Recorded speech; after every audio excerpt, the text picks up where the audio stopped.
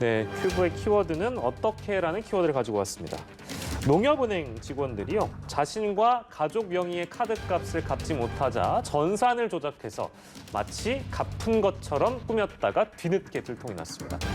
해당 직원 중에는 승진한 직원도 있었다고 하는데요. 하지만 농협은 견책 처분 등의 솜방망이 처벌에 그쳤습니다. 이 역시도 많은 분들의 공분을 사고 있는데요. 전산 조작한 직원들 사유 어떤 이유였는가?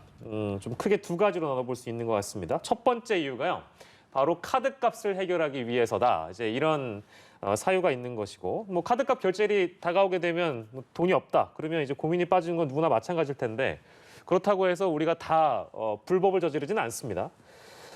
현재 지금 이 농협을 버젓이 다니고 있는 직원 5명이 무려 106건입니다. 106건의 입금 조작, 그리고 3억 7천만 원 규모의 조작을 한 겁니다. 정말 놀라운 일이죠. 근데 이게 과연 어떻게 가능했겠는가? 어떻게 은행 전산을 조작해서 카드값 문제를 해결할 수 있었는가? 그 대목이 좀 궁금해집니다. 예, 설명을 드리자면 우선은 이 지금 사건이 농협은행에서 발생한 일이고, 네. 이게 농협은행과 지역 농축협이 다르거든요. 그렇기 때문에 농협은행에서 발생한 일이라는 것을 조금 우선은 말씀을 드리고, 네네. 이 농협은행에서 지금 이게 이야기가 나오고 있는 부분이 금융위원회에서 이제 확인을 해본 결과, 예. 이 농협 직원 중에 5명이 이 방금 말씀하셨던 것처럼 신용카드 대금을 우선은 자기 또는 자기 가족들의 신용카드 대금이 변제가 된 것처럼, 그러니까 지급이 된 것처럼 전산을 처리를 하고, 그러니까 조작했다고 볼 수가 있겠죠. 예. 전산 조작을 하고, 예. 그 다음에 본인이 이제 그 신용카드 그 금액을 갚으면은 다시 한도가 살아나지 않습니까? 다음 달이 되면. 예. 그럼 그 한도가 살아나면은 거기서 현금 서비스를 받아서 예. 실제로 상환을 했다.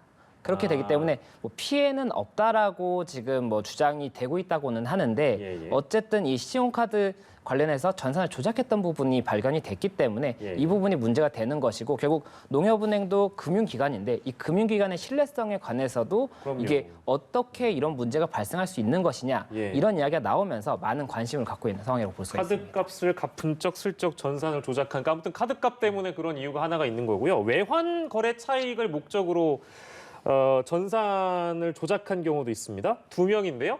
이 경우는 2명의 6건입니다. 6건인데 1,600만 원의 입금 조작을 한 것으로 알려지고 있습니다. 두 가지 사유 중에 이제 마지막 사유를 이제 보여드리고 있는데, 이건 또 어떻게 가능했던 겁니까? 예, 이것도 아마 전산 조작을 통해서 가능했던 것 같은데, 이제 6번 1,600만 원 했지 않습니까? 그러니까 예, 예. 보통 한 번에 한 200에서 300만 원 사이 정도를 이제 전산 조작을 해서 아마 외환 차익을 노리려고 했다라는 이야기를 봤을 때는 외환 계좌가 있어요. 예, 예. 외환 계좌에 돈이 입금된 것으로 하고, 예. 이제 시세가 외환이 바뀌지 않습니까? 예. 그러면 외환이 올라갔을 때 그걸 출금하면 차익을 얻을 수가 있기 때문에 예. 이렇게 그 목적을 가지고, 차익을 얻을 목적으로 예. 본인이 돈을 입금하지 않았음에도 불구하고 입금한 것처럼 전산을 조작을 했다가 출금을 할 때 차익이 발생했다면 그 부분 이익을 얻었던 것이 아닌가, 예. 이렇게 생각이 되고 있고, 다만 이게 금액이 작고 그리고 2명이었기 때문에 이 예. 부분 관련해서는 아직 구체적으로는 사실관계가 밝혀지지 않은 부분이 많아서 예. 이 부분 조금 더 성을 지켜봐야 될 것으로 보입니다. 자, 이렇게 해서 저희가 이제 두 가지의 그 전산 조작의 사유들, 뭐 이제 그런 배경들을 좀 짚어봤습니다. 근데 일반적으로 그러니까 일반적이라는 표현은 좀 그렇죠. 그러니까 이런 경우는 굉장히 이례적인 것이고, 어떻게 우리가 돈을 맡기는 은행에서 이런 일이 벌어질 수 있는가? 이게 너무 상식적인 의문인 거잖아요.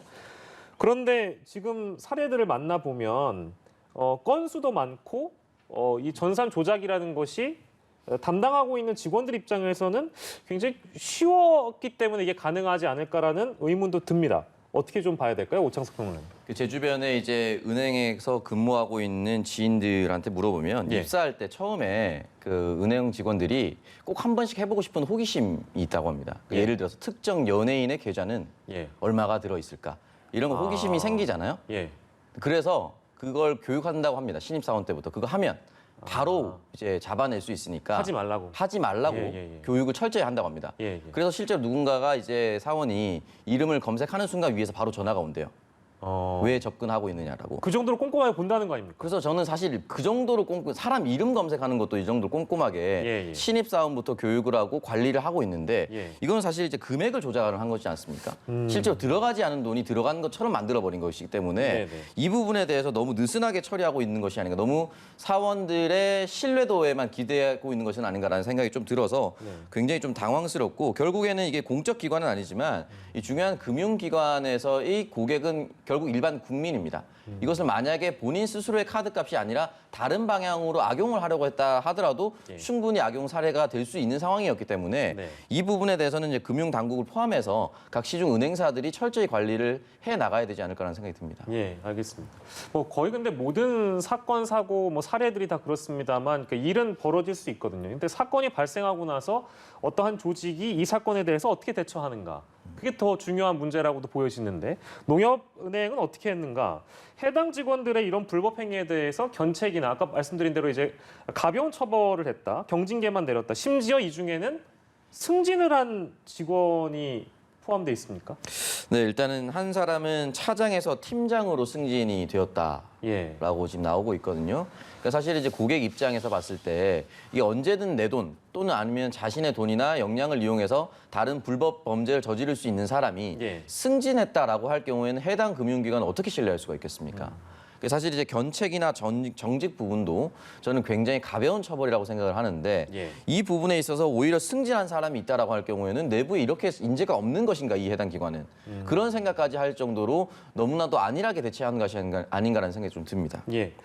그리고 그 농협은행 차원의 징계는 징계인 것이고 실제 금융당국으로부터 이게 처벌을 얼마나 받는가, 받을 수 있는지 이 부분도 이제 관심인데 어떻게 봐야 될까요, 김성수 변호사님? 우선 금융당국에서는 이 부분 관련해서 과태료 부과로 일단 결정을 했었고 예, 이 예. 과태료가 180만 원에서 2,500만 원 사이 정도로 조금 이 범행이라고 할 수 있겠죠. 이 범행에 비해서는 조금 적은 것이 아닌가 이런 이야기가 나올 수 있는 과태료가 처벌이 이루어졌고 예. 그리고 이 당시에 금융당국에서는 이 사안이 중대하다면 중대하다고 볼 수가 있지만 또 예. 피해가 변제되었고 뭐 금액 자체도 뭐 일부 소액이다 이런 얘기가 나왔던 것으로 아마 예상이 되는데 그렇기 때문에 이 부분 조금 중대하게까지 처벌할 수는 없다 이렇게 봤던 것으로 보이고 이 관련 규정을 보면 은행법 34조의 2에 1항 1호가 있습니다. 예. 그래서 부당하게 입금되지 않았음에도 불구하고 입금된 것으로 처리를 하면 안 된다라고 돼 있고 예. 이에 관해서 과태료 처분 규정이 있어요. 예, 예. 그래서 그것 때문에 농협은행에도 일단 5억 8,400만 원의 과태료를 부과하기로 결정을 한 것으로 보이는데 예. 사실 이번 같은 경우에 이게 피해가 변제가 됐었고 그리고 금액 자체가 크지 않다고 볼 수가 있기 때문에 뭐 과태료 처벌만 있다고 하더라도 이것이 뭐 논란이 되지 않을 수 있다라고 생각했던 것인지는 조금 의문이 있습니다만 예.